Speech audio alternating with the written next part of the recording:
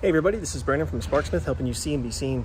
Today we are going to test out our full LED headlights compared to the Alpharex Nova Series LED headlights. So let's take a look. So you can see I've got a set of each. Our LED headlights are mounted on my truck, and the Alpharex are mounted on the jig here. You can see a very similar kind of color and output from the running light. So the Alpharex are going to look a little bit different on the white because they're a smoked lens, but the LED, the true LED color like ours, is like a pure white that matches up really well with, if you ever want to run them, our glow bars and our hood lights. As you're looking at the turn signal, you can see ours is a static amber that lights up all lights in the bottom housing, and the Alpharex, if you like this style where it's got the sequential turn, you get that effect both in the top and bottom unit. On the low beam, you can see ours has a single LED projector with 3 points of output, and then the Alpharex has 3 individual bi-LED projectors. Both produce a very similar output. We'll take a look at that and read some numbers here in a minute, but just kind of a difference between what you'll see between the Sparksmith brand and the Alpharex.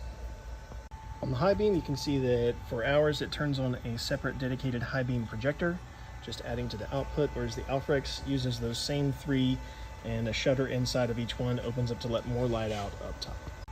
So starting off, just looking at the housings, it's hard to get a good shot with the iPhone in this building, but you can see it's a nice glossy black finish. They do have the amber reflectors, the built-in projectors for low beam and high beam, and then your lower housings with their running light and turn signals.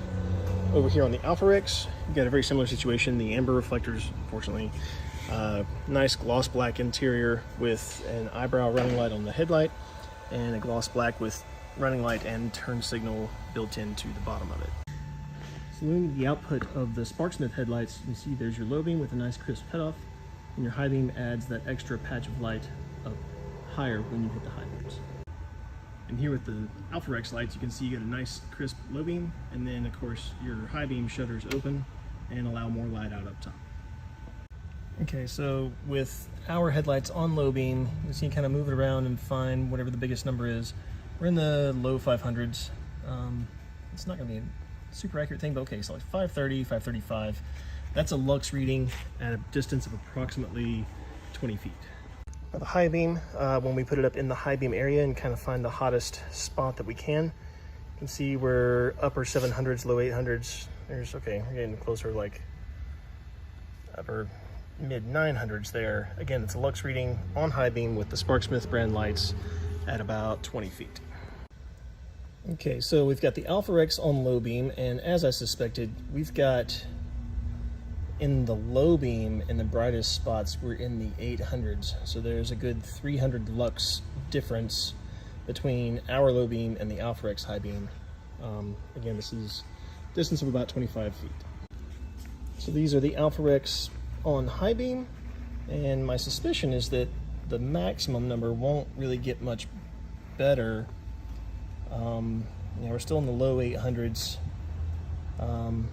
Because you're not activating any additional LEDs, you're just letting more light out up top. So you're going to get that same 800 lux-ish reading on low beam and high beam as the brightest point of it. It just distributes the light differently. So the last thing I wanted to note on these is you can see ours have the white running light and then the amber parking light that comes on when you have your daytime running lights or your parking lights on. And it's just a static on-off. With the Alpharex, you do get their dynamic startup that does the amber sequence and then turns to a pure white. And of course, we showed earlier the sequential amber turn signal that is also featured on these. So there you have it, kind of a quick and dirty look at the Alpharex versus the Sparksmith lights. 2 different aesthetics, 2 different approaches to lighting up your cat eye truck. Both have some very nice features, the piano black housings and full LED assemblies. With ours are the same as the Alpharex, where they require no modifications to the radiator support or the plastic support. They just pop right in just like the factory units. They're both plug and play, both great options for upgrading the headlights on your truck. So I'm not surprised to see that the Alpha X are actually brighter than ours on the low beam. High beam was very comparable, but you're also looking at almost twice the price. So I reckon the Sparksmith headlights give you a better value. Okay, that's it for the comparison of the Alpha X and the Sparksmith headlights. Thanks for watching, and let us know your thoughts in the comments.